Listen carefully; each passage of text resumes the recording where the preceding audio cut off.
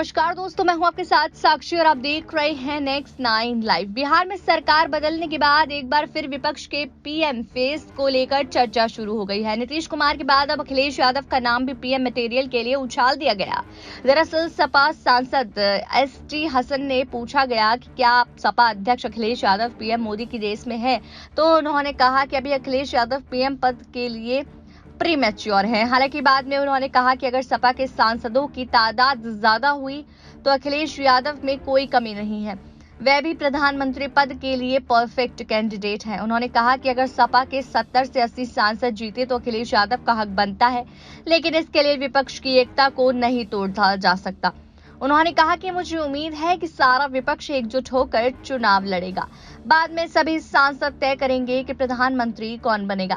सांसद एसटी हसन ने बिहार में महागठबंधन की सरकार बनने पर कहा कि देश में बेईमानी से दूसरी सरकारें बनाई जा रही हैं।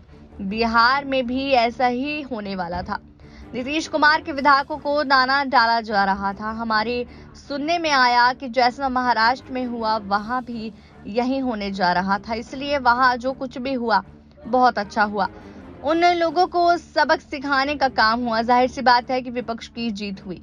देखिए, ऐसा है, अभी पीएम पद के लिए बहुत प्रीमेच्योर है। अभी कोई कुछ नहीं कह सकता। सारा विपक्ष एकजुट होकर चुनाव लड़ेगा, हमें ऐसी उम्मीद है। और ये तो एमपी डिसाइड करेंगे कि कौन पीएम होगा। अगर हमारे एमपीज की तादाद ज़्यादा होगी तो अखिलेश यादव जी में कोई कमी नहीं है पीएम बनने से। वो भी एक पीएम के परफेक्ट कैंडिडेट हैं, हो सकते हैं। बाकी वो उनकी इच्छा के ऊपर है। तो ये तो अभी चुनाव के बाद डिसाइड होगा कि कौन बनेगा कौन नहीं बनेगा। ये तो विपक्ष के सारे बड़े नेता मिलकर तय करेंगे।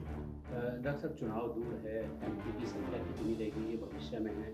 क्या पार्टी ने या एमपी ने सोच रखा है कि अखिलेश यादव को पीएम प्रोजेक्ट करें? अगर हम हमारे 70 से 75 या 80 के एमपी जीतते हैं तो हम क्यों नहीं प्रोजेक्ट करेंगे? अखिलेश यादव जी अगर इतनी बड़ी तादाद में उनके एमपी आते हैं तो उनका हक बनता है, प्रोजेक्ट करेंगे। लेकिन उसकी कॉस्ट के ऊपर विपक्ष की एकता को नहीं तोड़ा जा सकता। क्या किसी और पार्टी को भी सांसदों का समर्थन मिलेगा? हमने कहा ना, कंसेंसस से होगा, ये सारे समर्थन से ही होगा। जो सारा विपक्ष एक कंसेंसस से जो बात कहेगा और लॉजिकल बात कहेगा तो उसको माना जाएगा। लेकिन अभी ये हाइपोथेटिकल क्वेश्चंस हैं। अभी वक्त बहुत दूर है। इलेक्शन के बाद, रिजल्ट के बाद ये सब तय होगा। अच्छा सर, आपके बयान में ऐसा भी कुछ है कि नीतीश, आपके द्वारा कहा गया हो कि नीतीश से बेहतर अखिलेश यादव है? नहीं, ऐसा नहीं। नीतीश कुमार जी देश के बड़े नेता हैं। ये ज़रूर है कि उनसे भी गलतियां हुई, मैंने ये कहा है। और अगर सुबह का भटका रात को घर आ जाए तो गलतियों की माफ़ी हो जाती है। नीतीश कुमार ने 10 अगस्त को सीएम पद की शपथ ली। इसके बाद मीडिया ने उनसे पूछा कि क्या वो 2024 के लोकसभा चुनाव में विपक्ष की तरफ से पीएम पद के दावेदार होंगे, तो इसके जवाब में नीतीश ने कहा कि हमारी ऐसी कोई दावेदारी नहीं है। इसके बाद उन्होंने कहा 14 में जो आए थे वो 24 तक आगे रह पाएंगे कि नहीं। यानी कि नीतीश कुमार ने मौजूदा केंद्र सरकार प्रधानमंत्री नरेंद्र मोदी की 2024 के लोकसभा चुनाव में जीत को लेकर सवाल खड़े कर दिए हैं। इसके बाद शुक्रवार को उन्होंने फिर कहा कि प्रधानमंत्री बनने की कोई महत्वाकांक्षा अभी दिमाग में नहीं है। 2024 के लिए सभी विपक्षी दलों को एकजुट करने का प्रयास करेंगे और उन सभी को मिलकर काम करना चाहिए। मेरे पास बहुत लोग के फोन आए हैं।